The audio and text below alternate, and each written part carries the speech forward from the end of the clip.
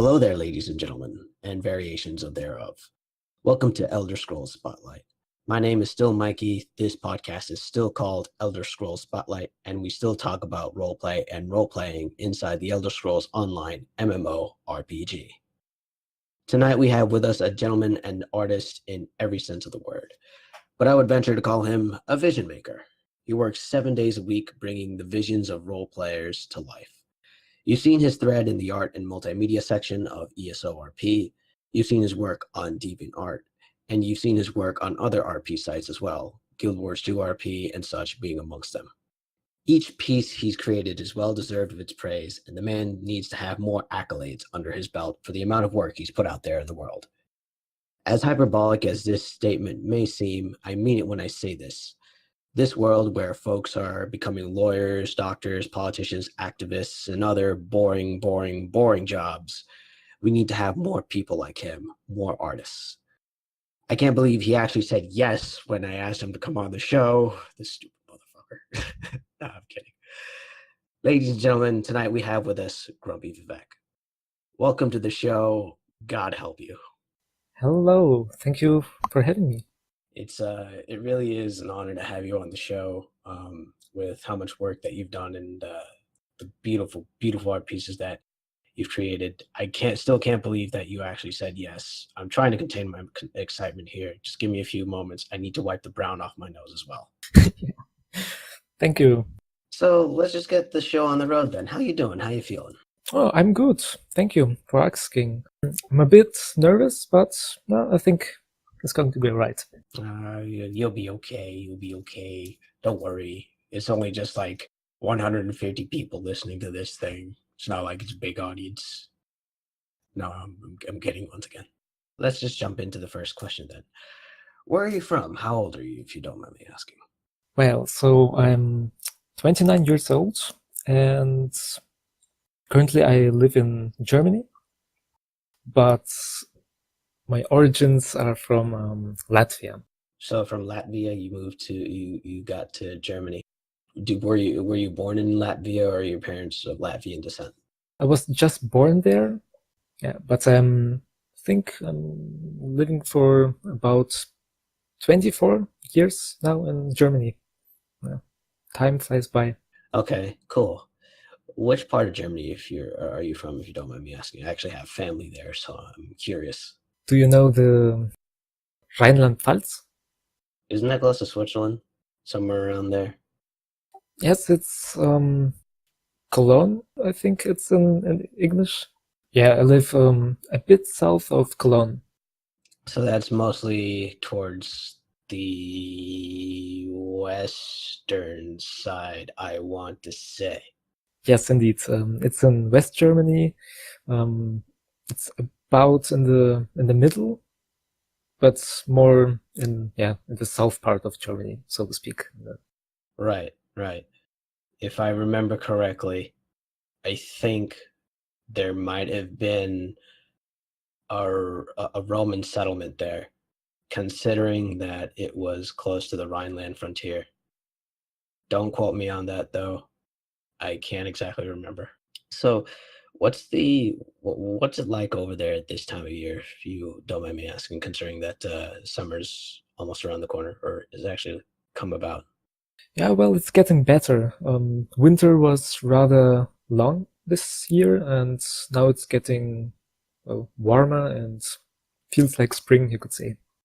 Yeah, the winter was pretty bad for some parts of the world. I know that I have a friend in Canada that was experiencing winter storms right up until the middle of April, which was interesting. Yeah, indeed. I think we had even a bit of snow in February or March. Yeah, it was crazy. And they say that climate change isn't a real thing. Well, yes, it is the real thing.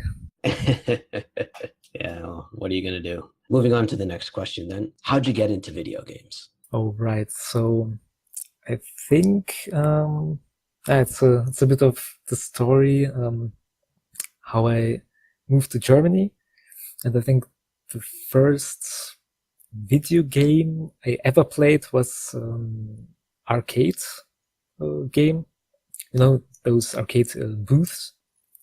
Sure, like Pac-Man and Super Mario Brothers, those types of arcade booths. Much about video games or consoles.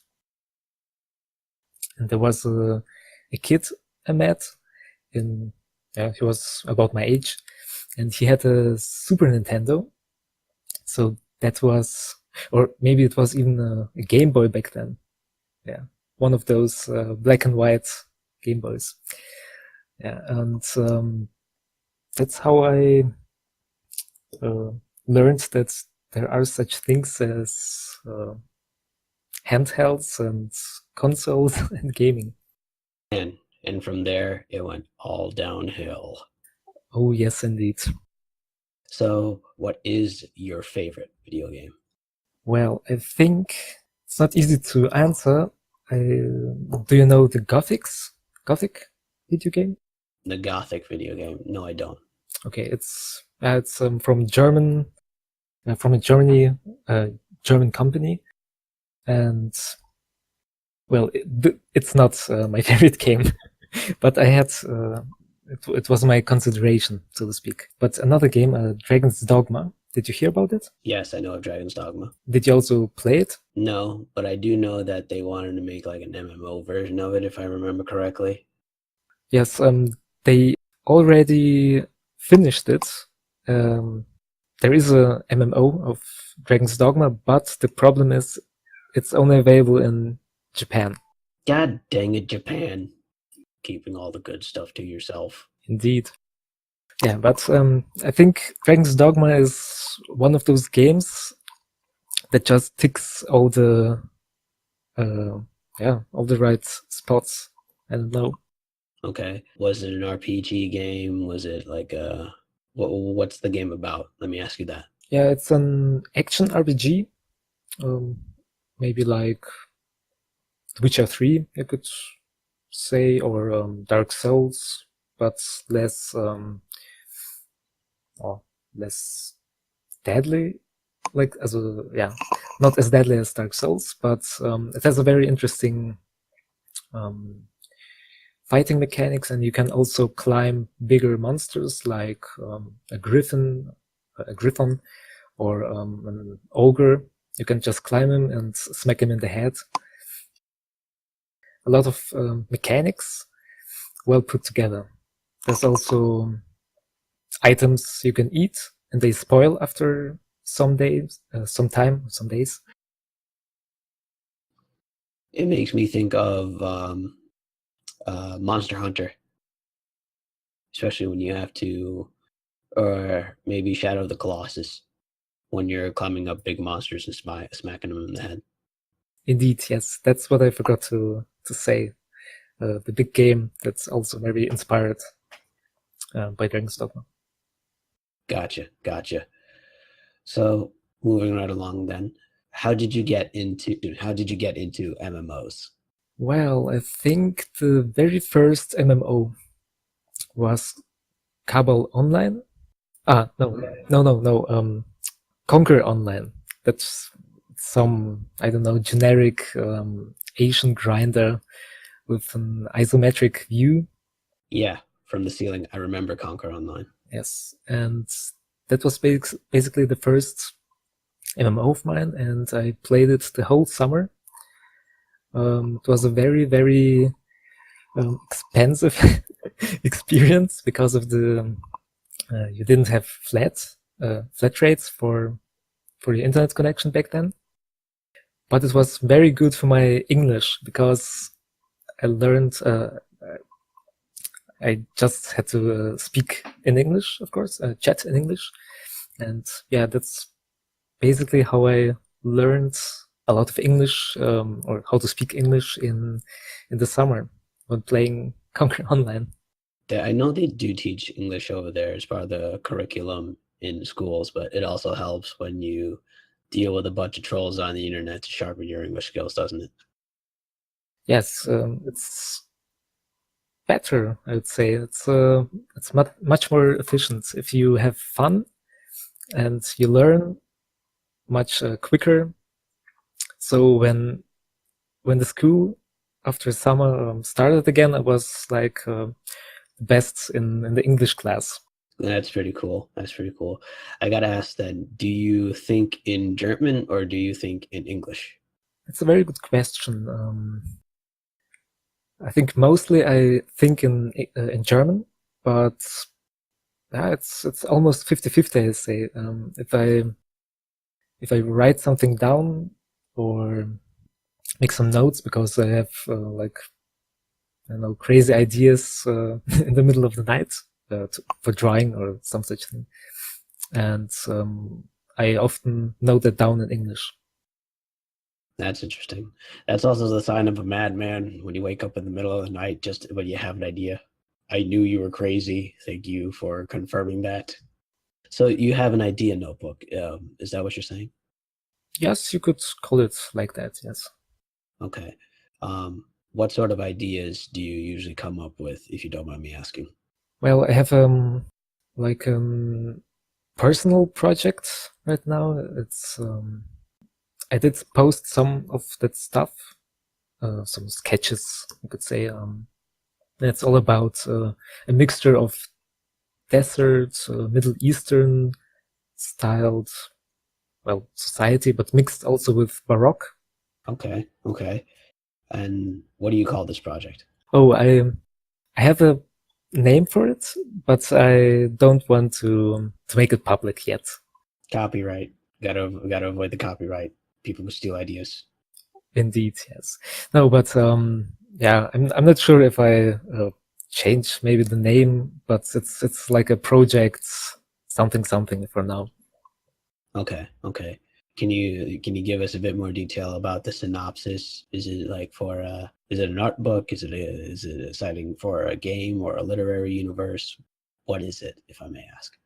Well, ideally, it should become something like choose your own adventure or maybe a video game, something like that. But for now, it's mostly world building. And well, if I have some ideas for either gameplay mechanics or lore for the world, I note it down or make some sketch. That's pretty cool. That's pretty cool. I hope that project takes off for you, and I hope that you do well with it. Yeah, from the sound of it, it sounds like it's something that's been cooking in your head for a long while now. Yeah, I could say that. I think for about half a year now, and yeah, it's always better to just note your ideas down so you don't forget it or get disinterested or something like that. That actually leads me to a question about what it's like being an artist, but we'll get to that in just a little bit. My next question is, I know you said you don't do much of it now, but how did RP start for you? How did you get into MMO roleplay? Okay, that's also a little story. I played Age of Conan, and mostly I did, PvP and stuff like that. But one day there was just a random dude, I say, with whom I played a PvP round because there were mini games called like 6 versus 6, and well, he wanted me to assassinate a guy who's in a tavern, in the local tavern, and of course it was more or less not PvP, role playing.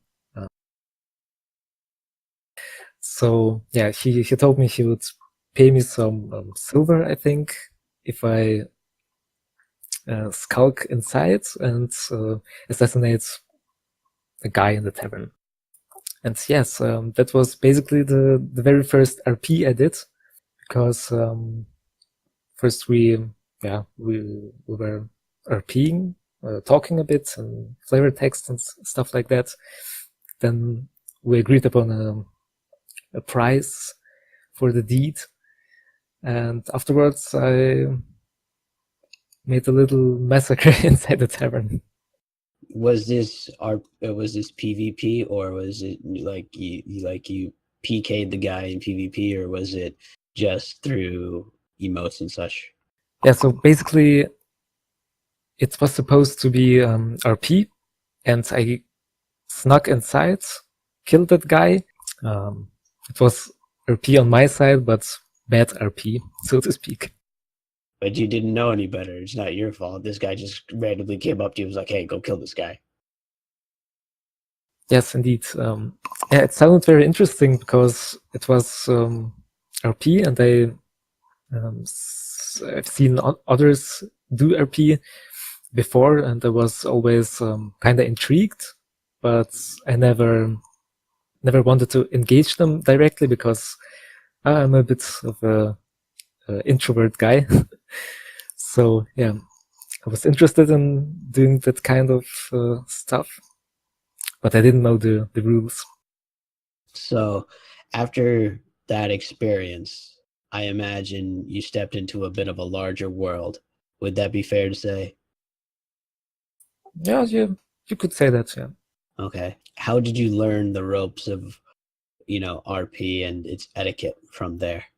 That's a good question. To be honest, I didn't do much RP afterwards, and I think it's the same person who told me that it's not okay to kill someone just like that in RP also gave me other hints or some other basic rules and stuff. Did it ever become a bigger thing for you later down the line? Did you ever get more involved in RP as you played more MMOs, or was it mostly the same? No, it was mostly the same. I did some RP in Guild Wars 2. Yeah, but it was also rather short from time to time. Nothing serious or no long ongoing plots or something. What other games have you played besides Age of Conan, Conquer Online, and Guild Wars 2? What other MMOs have you dipped your toes into? Oh, well, of course, Elder Scrolls Online. And can't think of any others, to be honest. Come on, I'm sure you played a lot of MMOs, especially if you played an old MMO like Conquer Online. Yeah, after Conquer Online, I think I played some other Asian grinder like Carl Online or something like that, where you could behead your opponent. And I was like 15 years old and found it totally awesome and totally awesome feature. So tell me, do you have a favorite MMO so far? Is there one that you look back to with fond memories? Yes, and I forgot which which other MMO I played. Guild Wars, of course, the first one. But yes, I think the most fond memory I have is of Age of Conan, because I played it for the longest time, and there was just about everything I did there. PvE, PvP, and also role playing, and I also like the world in general. So what do you know about the Hyborian Age, if you don't mind me asking? Oh, I did quite some research. I also read some books. The Master Classics by Robert E. Howard. No, I don't think so. Yeah, mostly it's on my to-do list.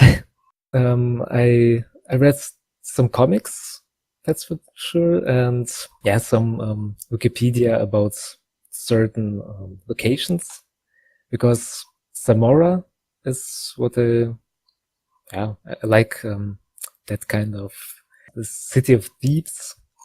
Mm-hmm. Yeah, I find it quite interesting. Okay, that sort of setting. I understand. Yes.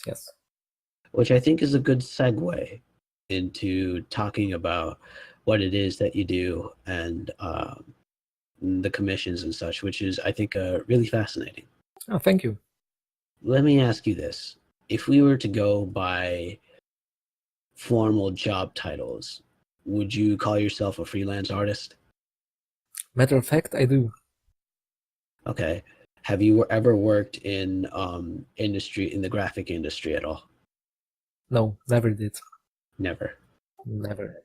Do you not want to? Or is it because you don't believe in the industry? It's evil, that sort of thing. That sounds funny, but no. At first, I was like, I wasn't really sure that I'm good enough for the bigger productions, like for games or movies or some, yes, for the industry itself. I always thought my art isn't on par, and well, now I'm more confident, I think, but I also have a lot of commissions, so I don't have really time to do something else. You do know ZeniMax Online is hiring for concept artists, right? And they featured your art on their Facebook page a few times. Really? I Yes. didn't know. I didn't even know about that. All you have to do is compile a portfolio of your Elder Scrolls commissions, and I'm positive you'd be hired if you went up to them, if you applied to them. Well, that sounds intriguing, but, and there's a but. I think I don't know if they do like the freelance work kind of stuff, because if I had to move over to wherever ZeniMax Online is, then I think that's no go. Okay. Yeah, they're headquartered in Maryland over here in the States, so you'd probably have to cross the pond. I'm not sure, at least not for now. And I do enjoy the freelance kind of well, workflow or lifestyle, however you could call it. I can understand that. I would imagine you have the opportunity to call your own hours or whenever it is you want to work, depending on the amount of commissions you get. Yes, indeed. So let's start with how it all started. Let's start at the beginning. Yeah. How did you get into drawing and sketching? Was it something that you did as a kid and then kind of grew from there, or?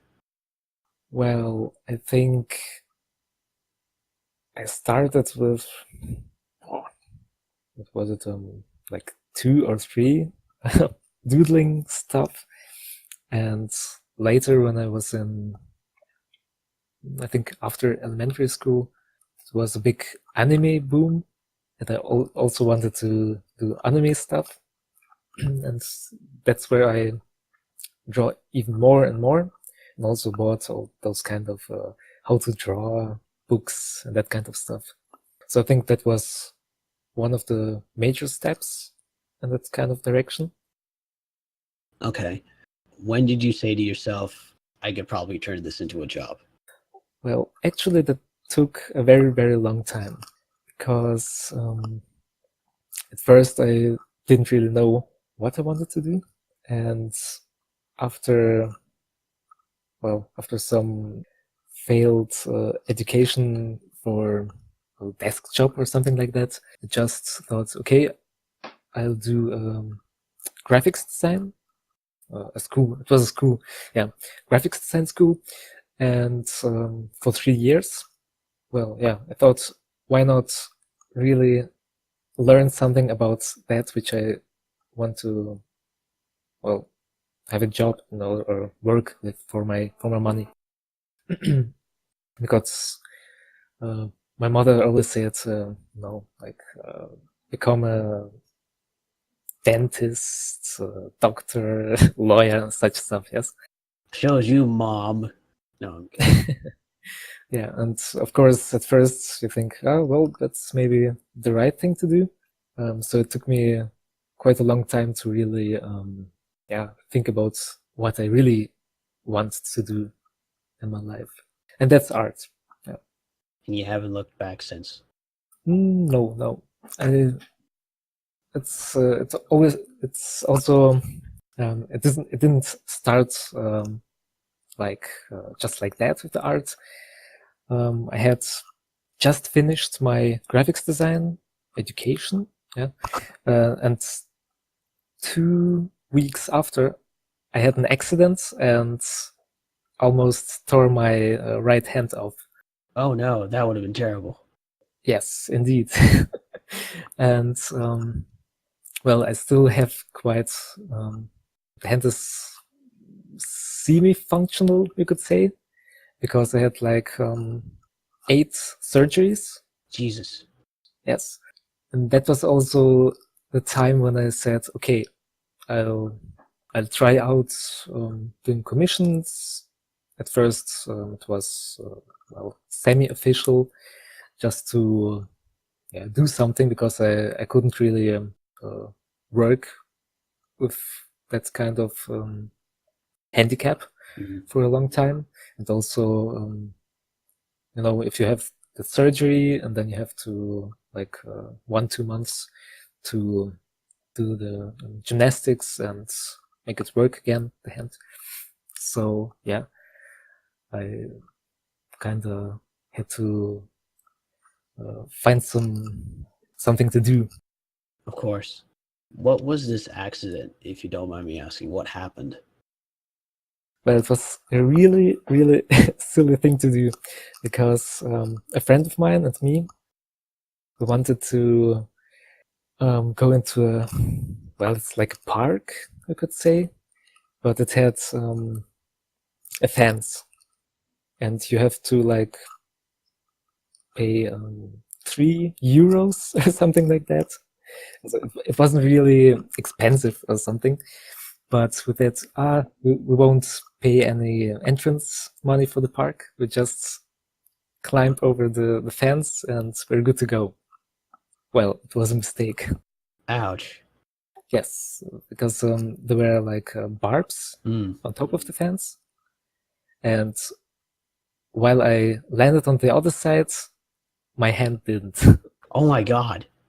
Yes, I was stuck right on top of one of the barbs, and it tore half of my hand like apart. Yeah, but it wasn't it wasn't really something to look at. Oh dear Lord. Well, I'm glad you're doing okay now. Jesus Christ. That's lesson learned. Pay the fare tickets. Jesus Christ. Wow.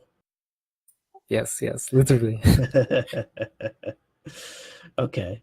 So you started off semi-officially doing commissions. Where was your platform? Was it on DeviantArt, or was it just, through like friends and such? Well, funny thing is, it was on Elder Scrolls Online RP. Really now? Yes. That was that was when you first started. Yes, indeed. And yeah, it first started, I just yes, now I remember. I was very hyped for Elder Scrolls Online back then, and I did I think a portrait of a Dunmer girl and uploaded it on the forums without advertising any commissions or anything. I think I didn't really think about that kind of stuff. I just wanted to share my art, and I don't really know how I found the site. It was like a happy Google accident or something like that. Yeah, and after a while, people they liked it, and I think someone asked me if I also do commissions.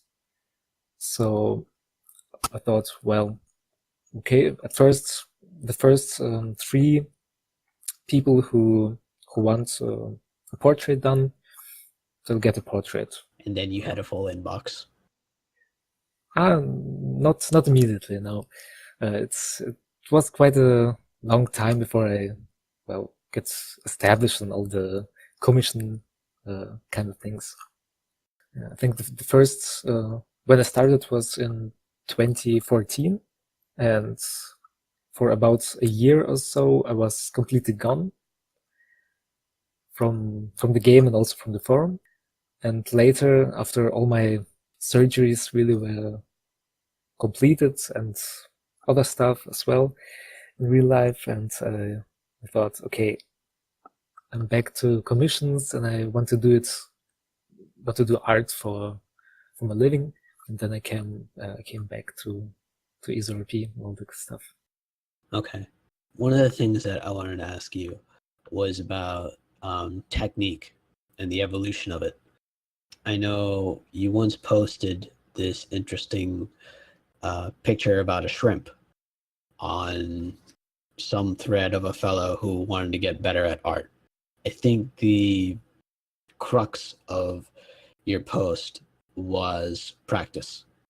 My question to you is, obviously, the more you draw, the more you get better at it. Can we agree on that? Indeed, yes. So, what are some things that you learned to do better as you kept going through drawing commissions for other people's characters? Are there certain times where you consciously refine your technique, or does that happen on its own? Does that question make sense to you?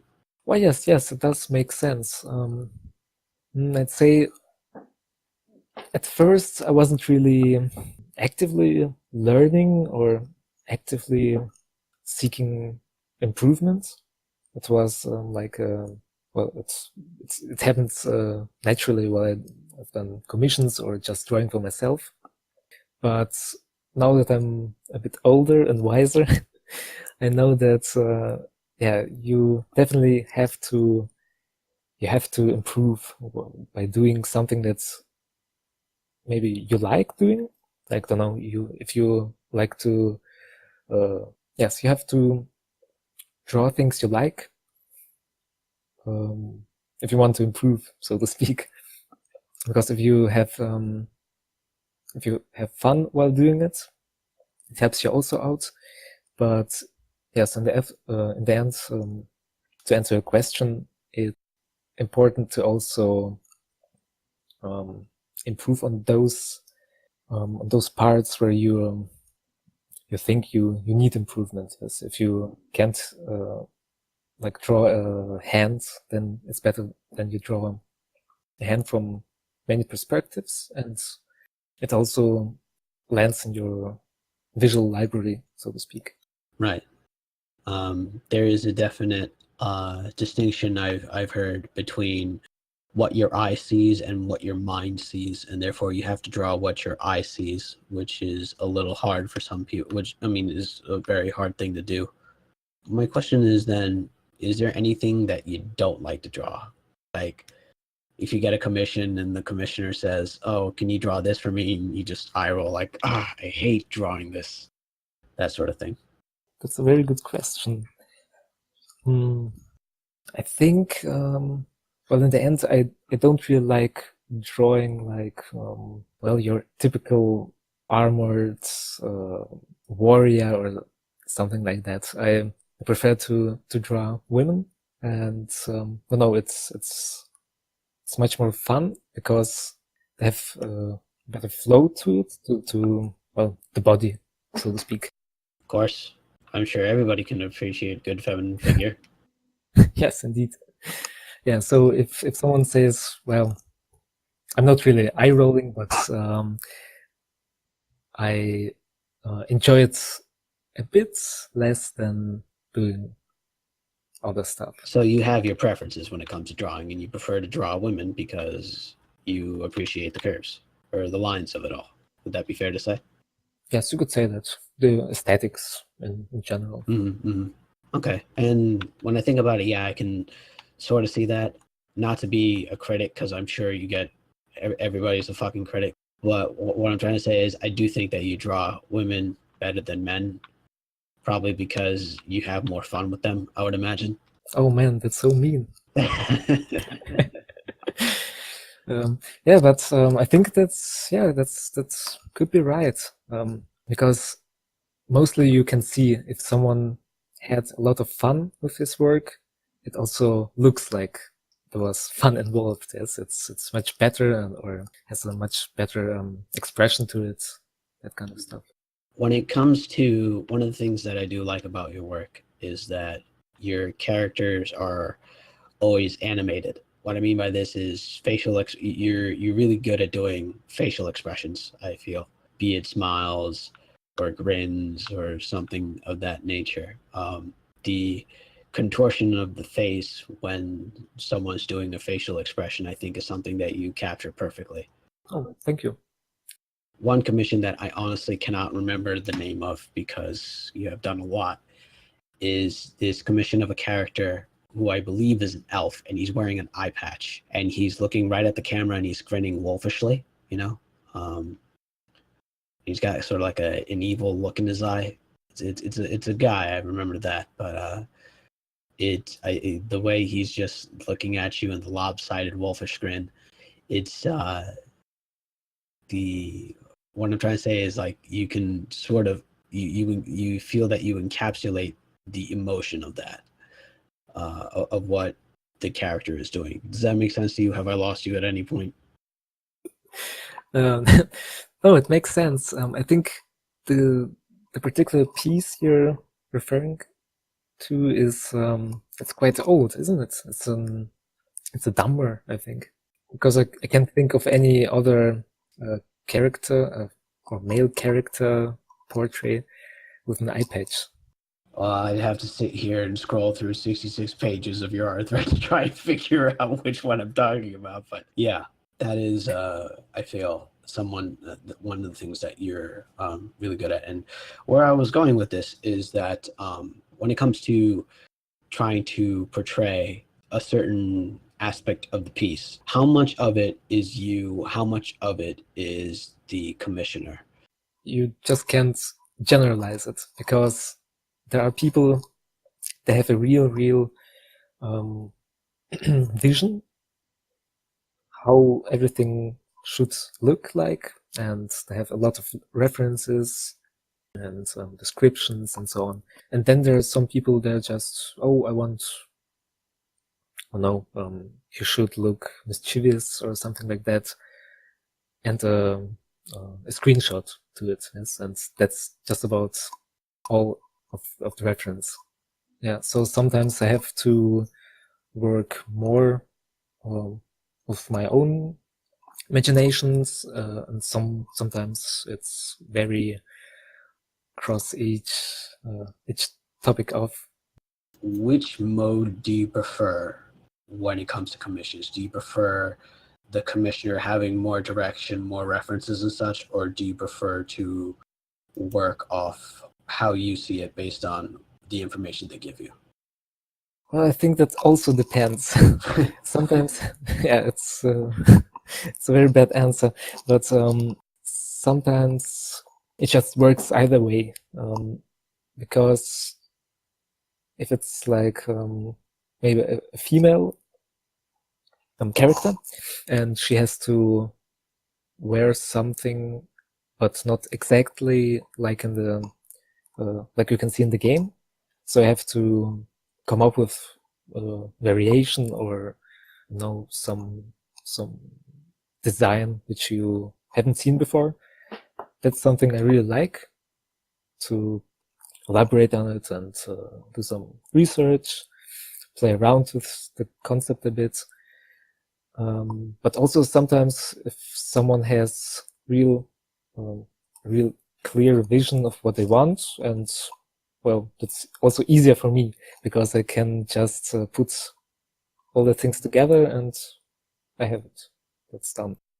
And I imagine the ones that are much more clear in the direction, are they the commissions that take the least amount of time, or is it the other way around? Well, I think it's the other way around.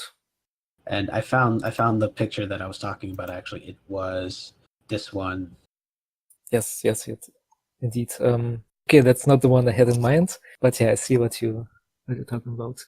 But it's interesting that this is well, the one you're referring to, because I mostly use reference for the expressions, and I think on this one it was I think just for the mouth, and everything else was just from imagination. I want to get into your typical work day, which might be a weird question for you, but what is a typical work day for you like? Well, the most important thing is, of course, sleep. So if you're sleepy, you can't, or at least I can't really concentrate or well, work that good. But yes, after that, well, I mostly do some workout, eat, do some research after that, or procrastinate a bit and get inspired. But then after I feel, or I have a certain feeling, I think, okay, now it's time to start working. Do you keep to yourself to a strict schedule, or is it when sort of feel, like you said, like, okay, I'm in the mood to work now, I can get to work on these commissions? It is a semi-strict schedule, I'd say. Okay. Yes, I have a plan, what I want to accomplish, like the ideal work I want to have done at the day's end. But I also, well, sometimes I try something out and it just doesn't work. I think everything looks like shit. And well, in that case, I think, okay, today I'll just take the day off and do something else. You strike me as a workaholic, though, so I don't imagine that you take very many days off. That's interesting because I think I'm exactly the opposite. Really? Yes, I do like to, well, how do you say it? Well, not to overdo it. Well, I work every day, mostly. I also, well, I think I do get a feeling like now I'm just, I don't know, exhausted from all the, well, doing something for many hours, just rendering an art piece or something, just adding the details, that stuff. And well, then I think, okay, just until this and that hour, and then I'm done.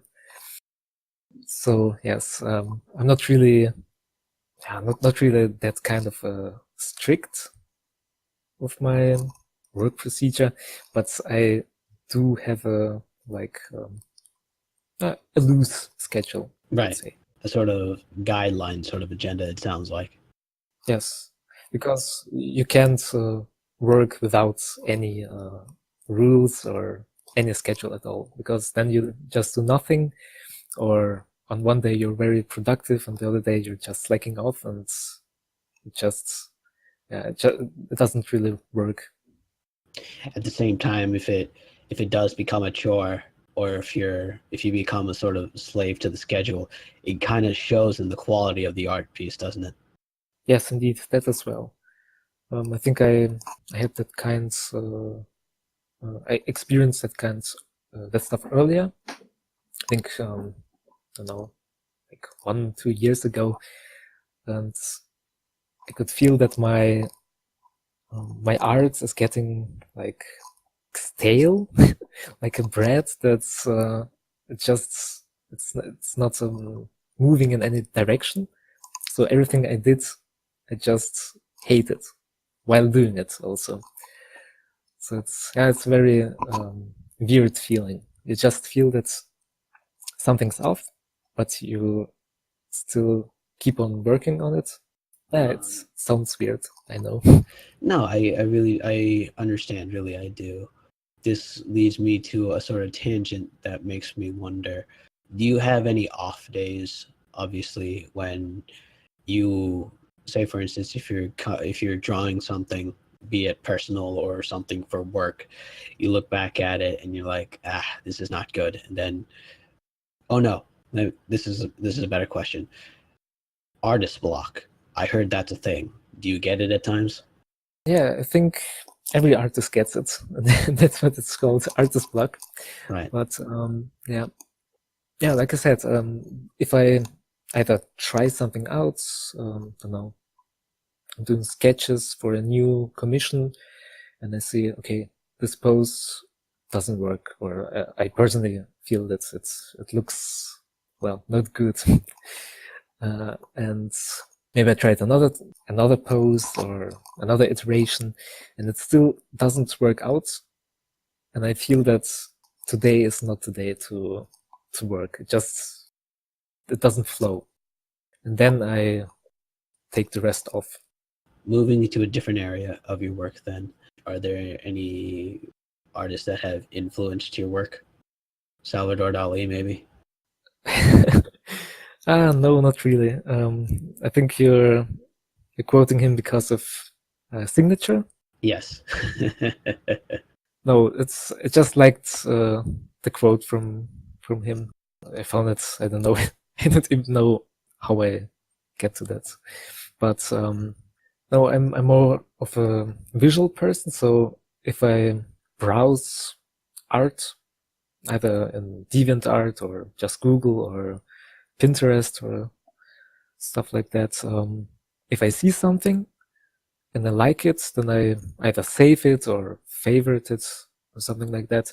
But most of the time, I don't really know who the artist is, or I'm not like, oh, this one person is my greatest role model or something like that. So not really anyone specific, but at the same time, many people. Just if it looks appealing to me or how I personally want to draw, or what kind of style I personally would also like to one day maybe implement.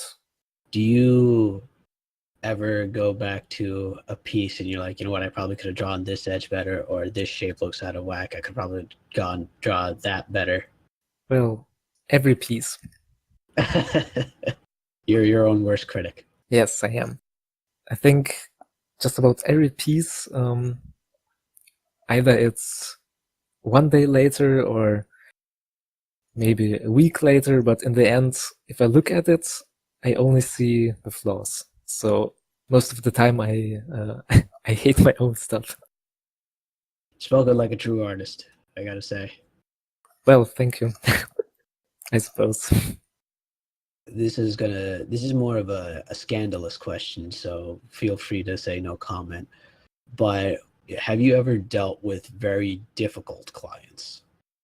Well, I think I'm very fortunate that I never had really difficult clients. Maybe just some people who were a bit more pedantic, I'd say, but no real hard cases. What makes a client pedantic to you? If they decide to change something midway through while you're doing something, or Well, I think, I might be, maybe I shouldn't say anything, but well, it's no, it's educational for the listeners because they know how not to piss you off while you're working. well, yes, it's if someone has a description of the character and so on, but in the end they say, "Oh, this is a bit off. Could you please do it?" Okay, I'll fix that.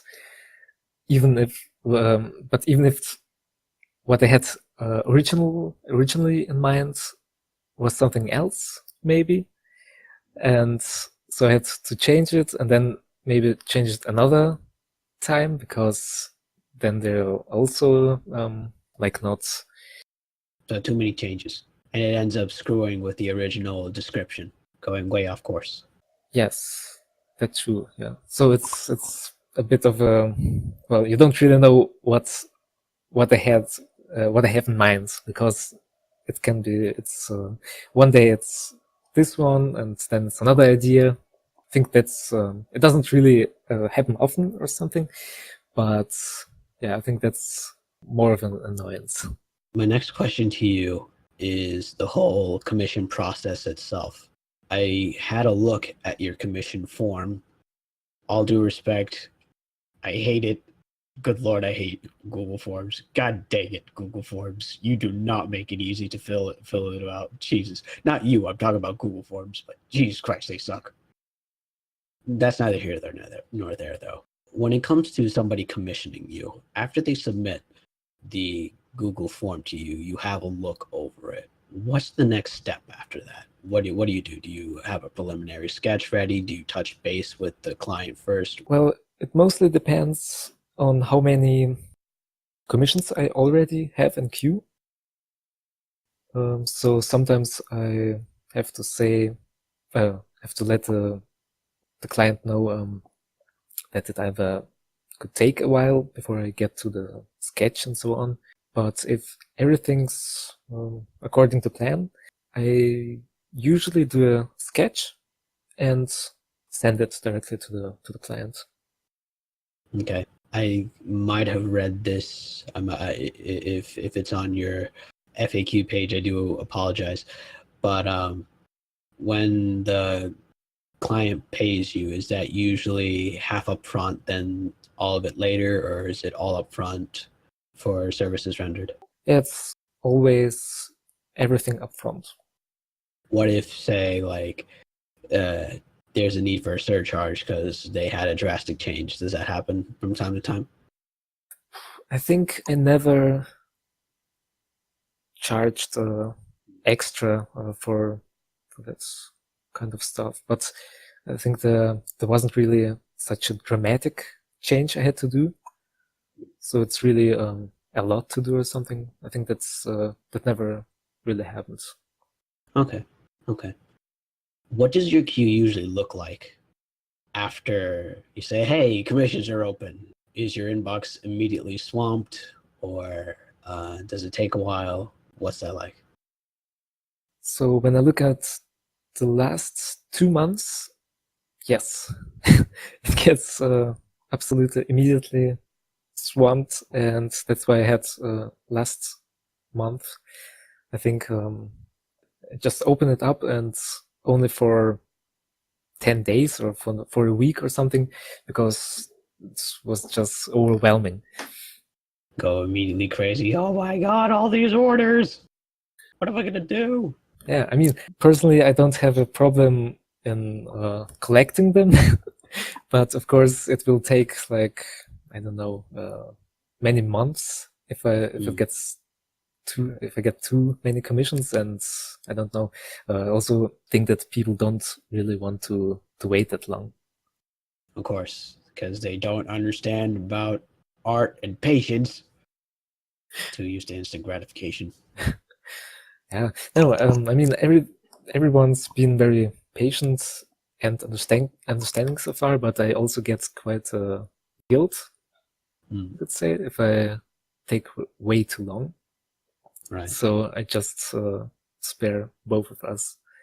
That makes sense. And it's kind of I wouldn't say it's a good thing that you feel guilty, but it does show to anyone that, you are concerned for the client to make sure that you do deliver within some sort of time frame. I'm sure that no one wants to wait like a year or 2 or 3 or what have you just to get a piece done, I would imagine. Yeah, I think so too. But of course, a year, wow, that's I never let my clients wait that long. 1-2 months was the longest time for some bigger stuff, especially if it's like a group shot or something for a guild. How many clients do you usually get at a time? So I imagine like 40 or 50. It would sound like to me anyway. No, not that many. I think if it were 40 or 50, then 1 year, I think, would would amount to the actual waiting for the last client. No, it's I like to keep it about between 10 and 20. Okay. Yeah, so it's not too overwhelming, but also, yeah, I have to constantly work on something. Right. At the same time, it also depends on what type of commission a client is ordering. I imagine it's like you said, if they order like a group picture, that may take a bit longer than a regular portrait or a half body, if someone decides to go for that. Yes, exactly. For a portrait, I think it's like 2-3 hours what I need, but all the other bigger stuff, like a full body, it's, I think, a minimum of 8. I see. Moving on then. This is another scandalous question that's popped up into my head, but have you ever dealt with art theft before? I've had one friend that's dealt with it. It was a very traumatic experience for her. I wonder if you've ever dealt with that. Yeah, that's another of the topics which I'm very, very fortunate that I never had to experience myself. That's good. I hope I haven't jinxed it for you. Knock on wood, just to make sure that you're safe. But at the same time, you have a very distinctive style. I think people would probably immediately understand. Oh, that's GrumpyVivec stuff. We don't this guy's stealing. Oh, I don't know. Maybe. Well, I feel that way anyway. Okay. This one's generic. But what is it about commissions that you enjoy the most?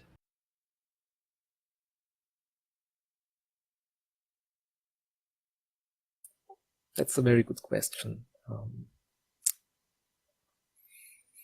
I think to imagine the character and not only how it's in a game or on paper, but like the next step. You know, it's not really a real person or something, but like you try to fill it with life or with some characteristics from yourself as an artist, but also someone had a initial idea, you know. I don't know if it's understandable what I exactly I'm following you. Yeah. Yeah, I think that's the whole process of bringing the character to another step, I would say. Yes, with in my own kind of view. You give it a sort of dimension of life that others may not have seen before. Would that be fair to say? Yes, sort of. It's hard to say.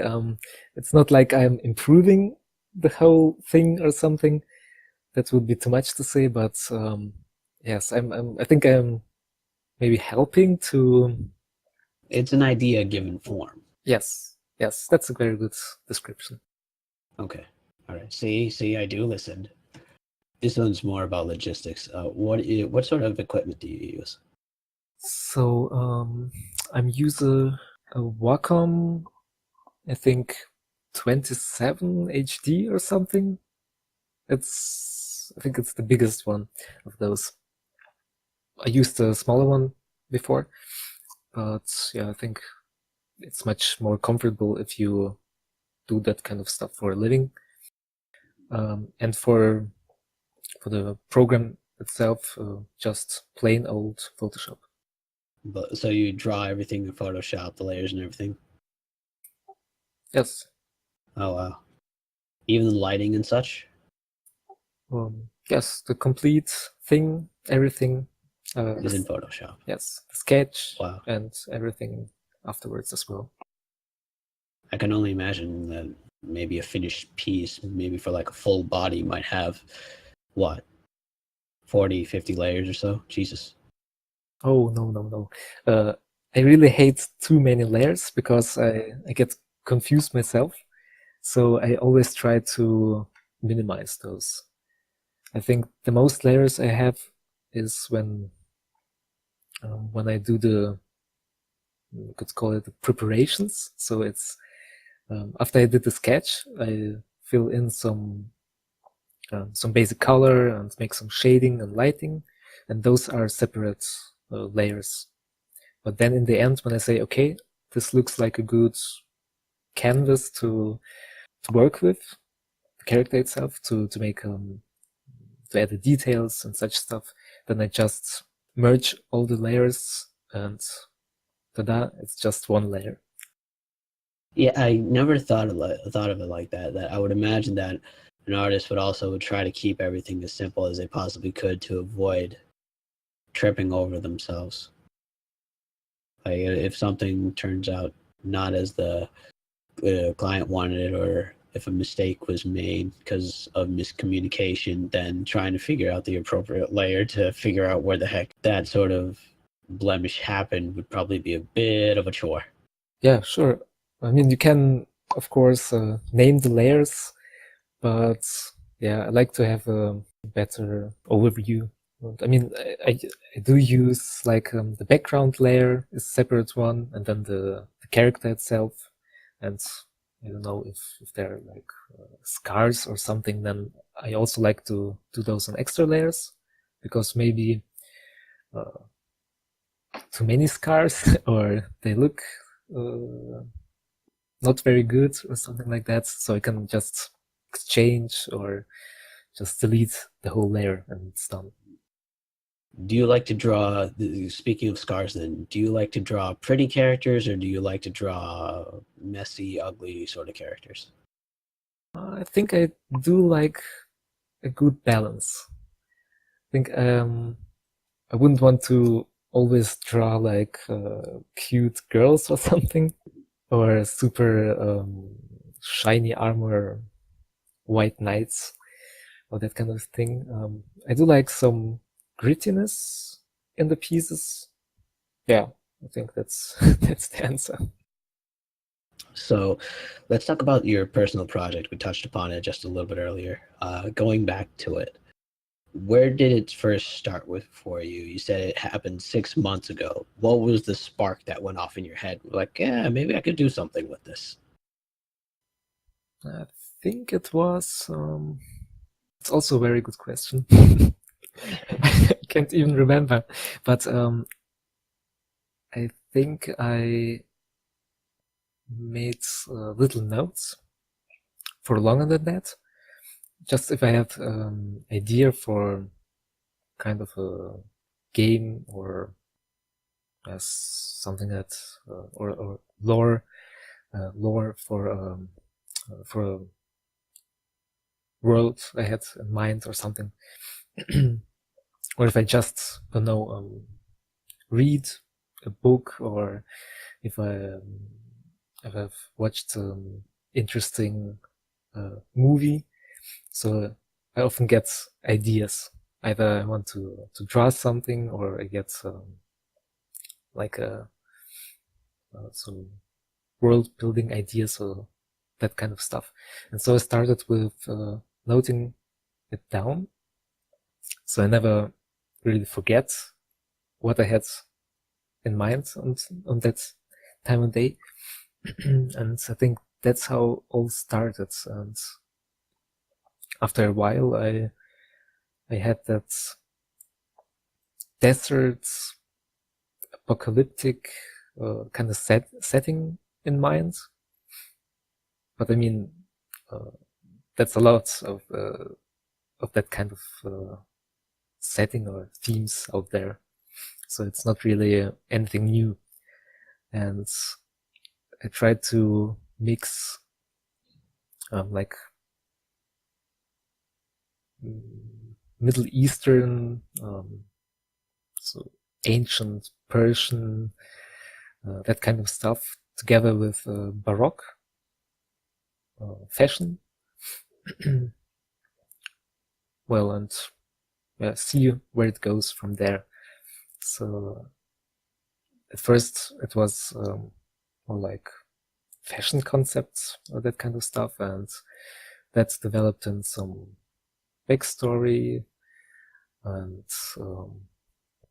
well, also what kind of city it would be, and where the main plot or the main setting really plays out. Yeah, so that kind of stuff, and also which kind of races inhabit this world.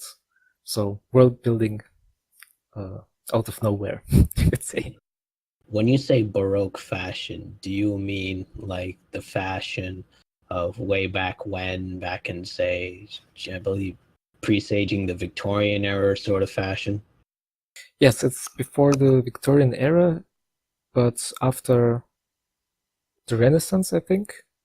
So basically, King Louis the 15th, something like that, There are too many King Louis to keep count. Yeah, but it was the crazy one with the big sense of vanity, and he were a fashion victim back then in France. Was he the one with the huge hat that he had a painting of himself done in? Or something? I don't know. Probably wrong. It sounds like him. It's also when the three Musketeers in that kind of era. Right. Yeah. So Three Musketeers are actually after, I believe, after Napoleon. They were written by Alexander Dumas, and the reason I know this is because I'm a big fan of the Napoleonic era, and I read The Count of Monte Cristo. Anyway, that's neither here nor there. The reason I ask about Baroque fashion is, did you look at any of the pictures of the period and was like, oh, this looks pretty cool. I could probably note this down, have an idea about that. yes, actually, I googled for some fashion styles from that era, and well, if I see something that piques my interest, I just save the picture in my reference folder and maybe implement some parts of the fashion. I posted some of that stuff also in my on my wall in ESO-RP or on the engine profile. Yeah. It's like I'm staring out of something from a model book. You know what I'm talking about? Like a fashion magazine. Ah, yes. Yeah, it's some kind of concept art, I think. In those two particular pieces, I also tried out to emphasize more on the line art, because as you can see, most of my commissions are fully rendered. But some time ago, I also found that line art, I don't know, it's just fun to do. It's line art, I feel, has a simplistic feel to them. When it comes to line art, right? You can get everything you want down there onto the canvas, but everything after that is essentially, I suppose, detail. But with line art, you can also put down the same amount of detail, but in a different light.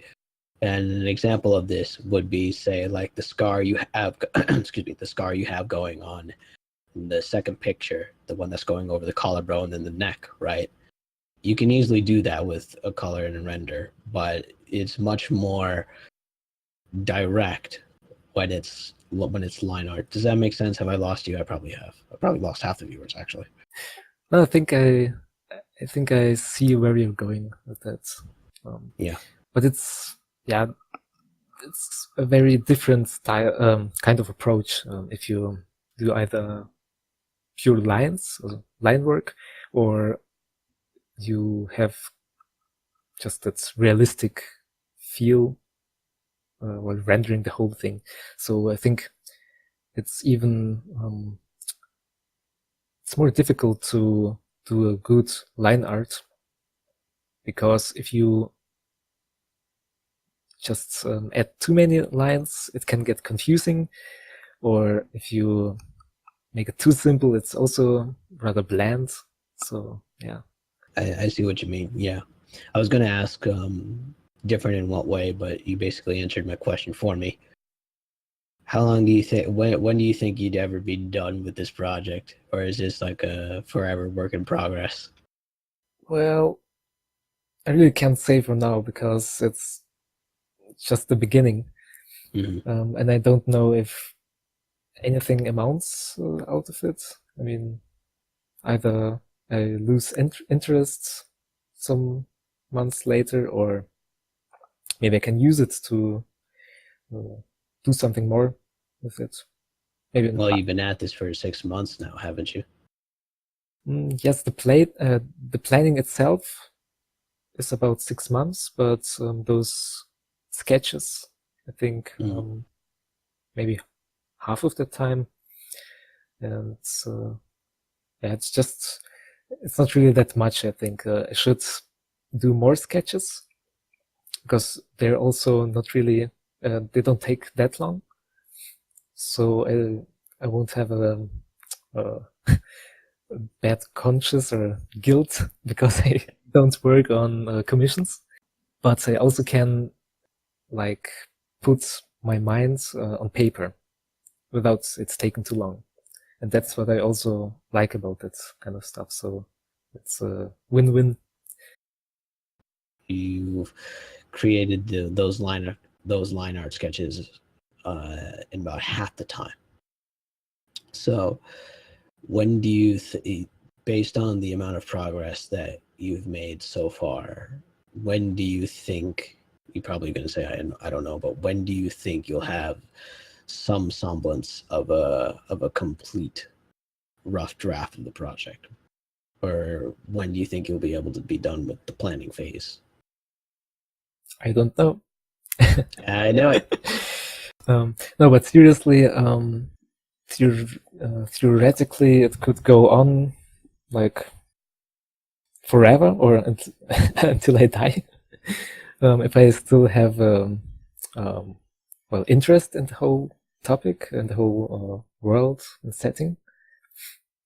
So, what do you mean when I can finally take the next step? Yes. When do you think you'll be able to hit your first milestone? Well, in that case, I'll stick to I don't know. Okay. Well, there's my answer. Alrighty. So I feel that lighting is often an underappreciated aspect of artwork. It can or renders anyway.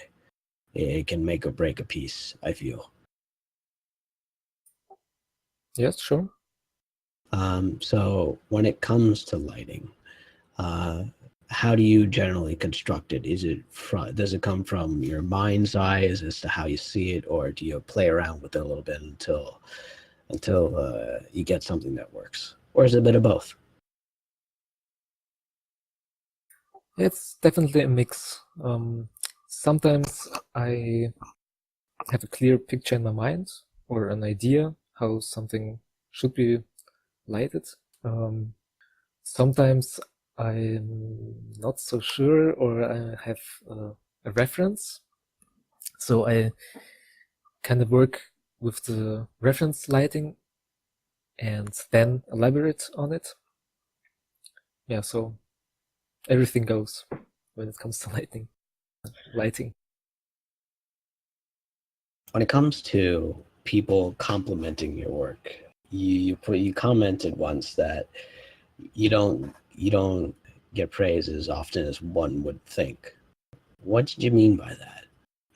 I've always perceived that generally when you post up a piece of art, there's, well acknowledged praise all around. Yes, it's I think it's one thing to just like a picture or a commission or whatever, and it's another thing to comment on it. And it doesn't really have to say, "Oh, it's so beautiful. I can't do it," but you can. I think what's the biggest sign of appreciation is if you talk about it or discuss the piece, if that makes sense. Sure. So you generally like it when people, instead of saying, "Oh, it's so beautiful. Oh my God, I can't take it," it's more of, "I really like the way you did this with that, and we got this working for you," that sort of thing. Yes, either that, or if you're just, I wonder what the character is thinking right now, or I wonder why does he look so tense or grumpy or whatever, or what is the character laughing? So that kind of stuff. Gotcha. Have you ever gotten a client that wanted to incorporate certain higher themes in his work, or in not his work, in the work, you know, like if they were trying to portray a certain feeling besides just posing for the camera. I don't know if that question made sense or not. Yeah, I had to to think about it a bit, and I think I do get what you mean. Yes, so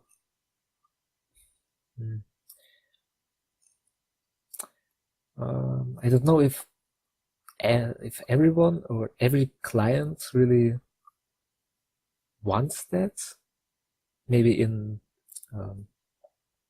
like in this subconsciousness or something like that, but some really tell you that's like no, the character is in the middle of telling a story or something, and so that's why he's like he's arguing or Right. yeah. So they ask me if I can depict him in such a manner, and others just say, okay, he's a, I don't know, it's a stoic warrior, but of course he can either stand somewhere or in the middle of nowhere and just look grim, but maybe there is a story behind all that. Maybe he's standing in the middle of the desert for a reason, not just for posing for the camera. Or standing in front of like a grave of, you know, some sort of fallen comrade or something, you know, and you can really flesh out the stoicness there.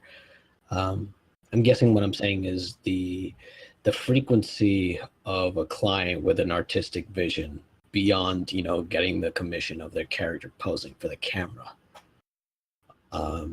Is that something you enjoy, or is that something that you'd rather not get too much of, so that, you know, it doesn't necessarily have to make you go that extra mile to portray all that minute detail? Personally, I think I do like it much more when the character has a purpose.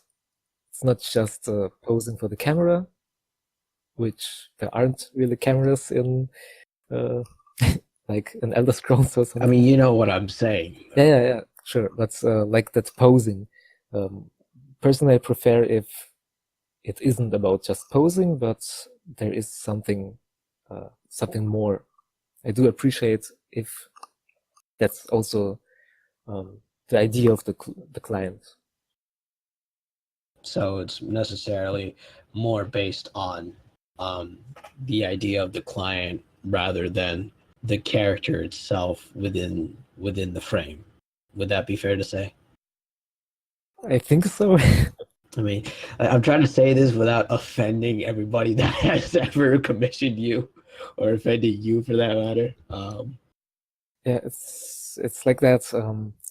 Sometimes a client is very specific, and he really wants that kind of feel of something, and he really knows or really wants the direction of his character depicted in a certain way.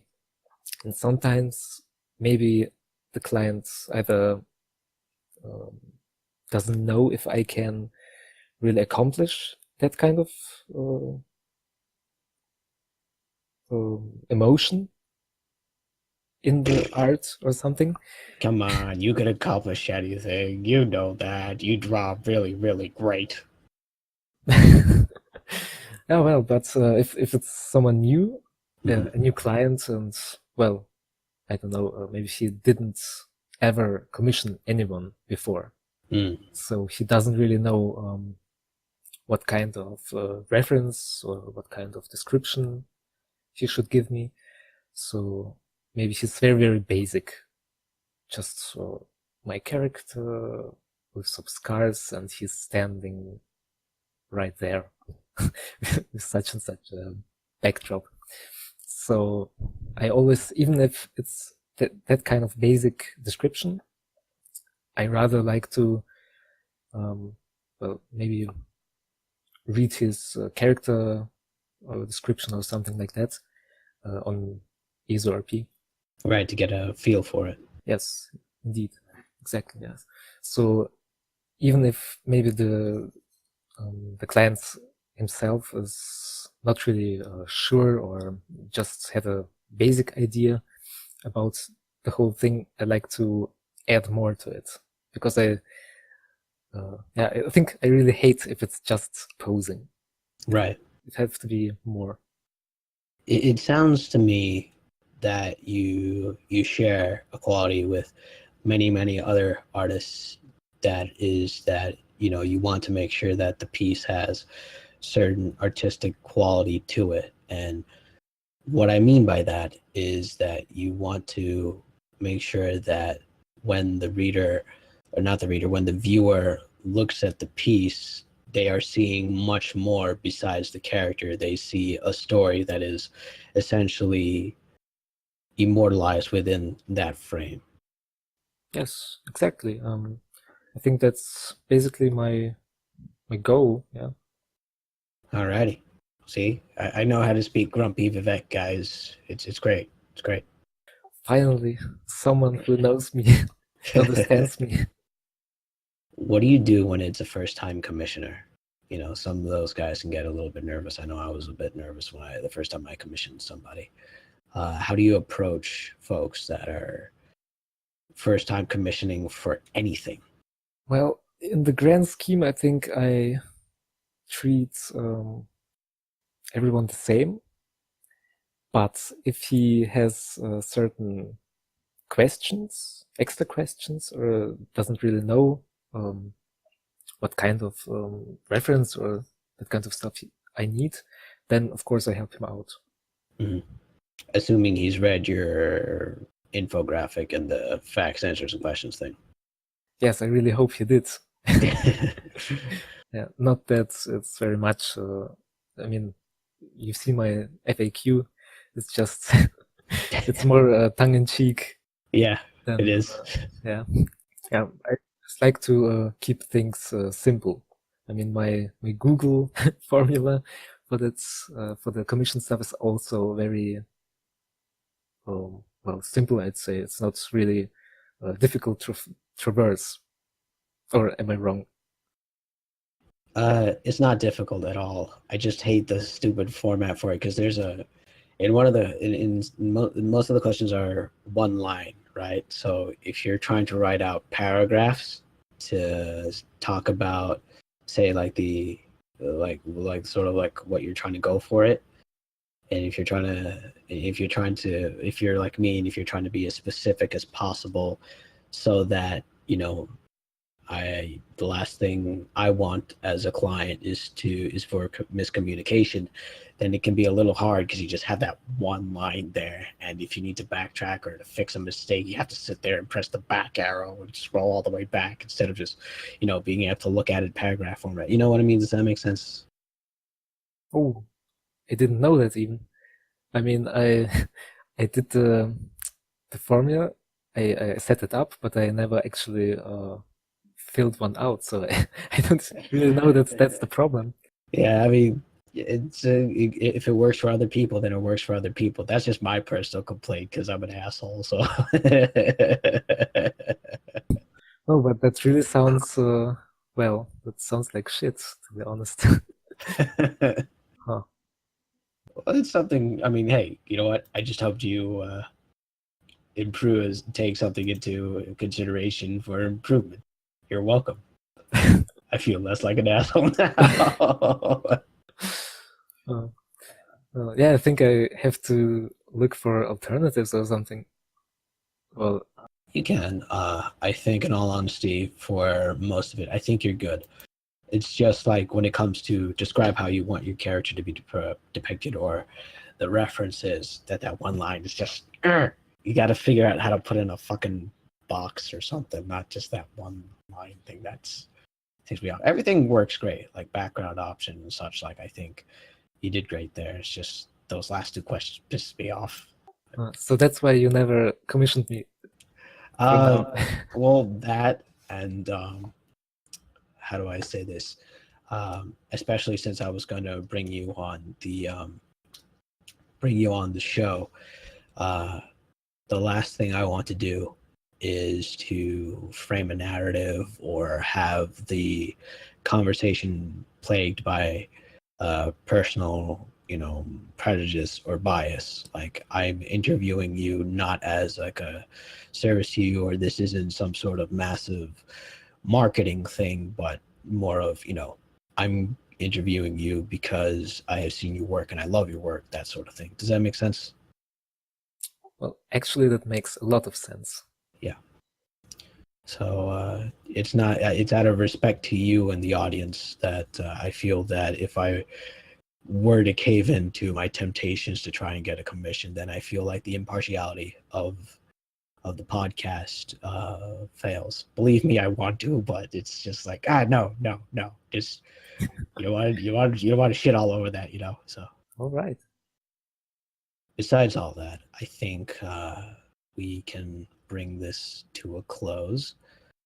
The way we do that is by a 10-item questionnaire. It's I love this 10-item questionnaire. It was by first Marcel Proust, then used by Bernard Privo, and then now used by James Lipton on his program inside the Actor Studio. This 10-item questionnaire really allows us to get a snapshot of what goes on in that crazy head of yours. 10 more questions, and then you're free. You ready? Okie dokie. All right. Number 1, what is your favorite word? Cthulhu.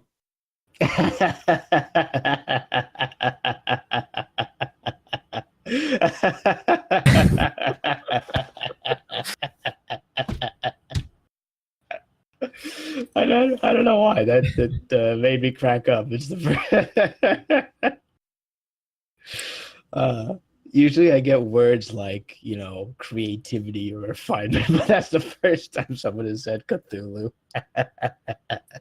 Well, it just rolls off the tongue so good. I love it. I think that is probably the second best answer that I've received on this show. I'm going to say that for the record. I'm sorry. Number 2. What is your least favorite word? Whelp. Whelp. Yes, indeed, especially if it's in a sense like whelp, and then you say something to someone. Well, that was a time and a half or something like that. Yeah. Yes. I totally hate it. What turns you on creatively, spiritually, or emotionally? I really do like to hear Middle Eastern music. Also working or something. It's just so mystical. What turns you off? Time pressure. Pressure and deadlines always kill everybody. Yes, not even deadlines, but it's not really about time, but pressure. Pressure, like the one you make up in your own mind. Next question. What is your favorite curse word? I think just everybody's favorite, fuck. Okay. And in German? In German, it's shit, but not really in German. Well, because shit in German would be Scheiße. Mm-hmm. But if I curse in German, I'd rather say shit in English. Number 6. What sound or noise do you love? I'd say, do you know ASMR? Yes. Yes, that kind of stuff. Okay. What sound or noise do you hate? Loud chatter. What profession, other than your own, would you like to attempt? Writing, I think, yes. What profession would you not like to do? Ever in a million years, they could not pay you enough to do it.